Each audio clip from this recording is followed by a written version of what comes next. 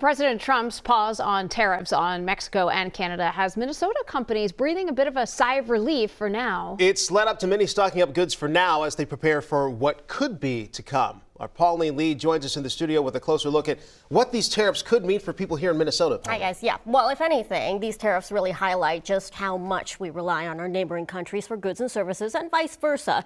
Take Canada, for instance. We actually do $21 billion worth of trade with our neighbors to the north every year, which is a big figure for a country with just under 40 million people and a state of 5.5 million people.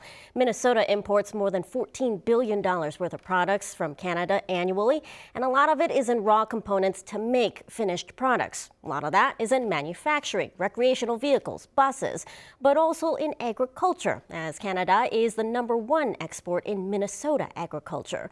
Minnesota-based General Mills, in fact, actually brings in oats from Canada, mills them here, and along with a few other states from the upper Midwest, puts them in a box of Cheerios and then sells them back to Canada.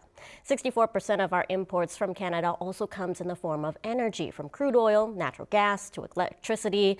In fact, 2 refineries, including one in St. Paul, makes most of our gasoline, not to mention jet fuel, diesel, and other chemicals to make items like plastic. Now, had the tariffs gone into effect, consumers could have seen higher prices on all of those finished goods. Canadian leaders say at the end of the day, striking a deal to avoid the tariffs benefited both of us. So what have we learned from this? Well, partnership can be turbulent, but it can also be productive. And certainly we hope that we can continue to have these kinds of discussions in with the U.S. administration so we can find the best solution for both countries.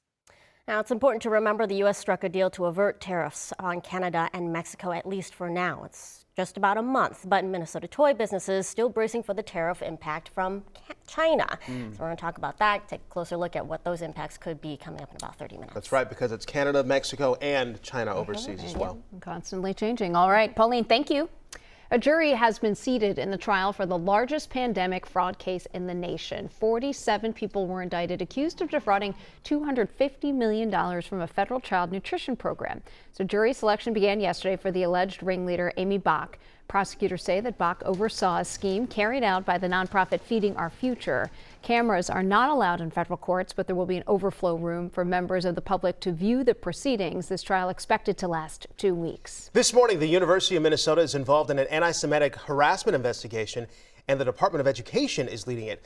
The DOE said in a news release it follows, quote, the explosion of anti-Semitism on American campuses following the Hamas massacre of Israeli civilians on October 7, 2023. The Department of Education is investigating 5 universities in total. It follows an executive order last week by President Trump to, quote, quell pro-Hamas vandalism and intimidation and investigate and punish anti-Jewish racism in the leftist, anti-American colleges and universities, end quote.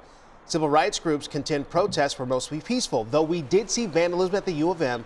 Critics also note the president's directive violated the First Amendment of the Constitution.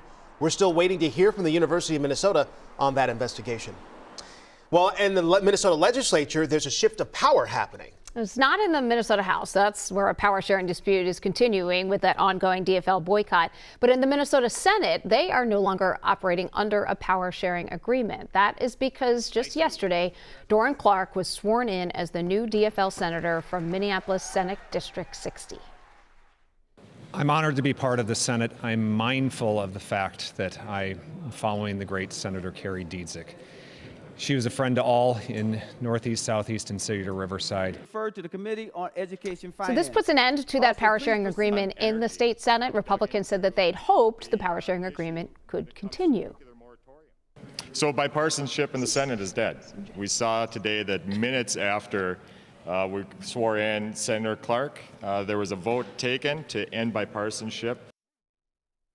Senator Erin Murphy is now the Senate Majority Leader. She is expecting to work with Republicans going forward.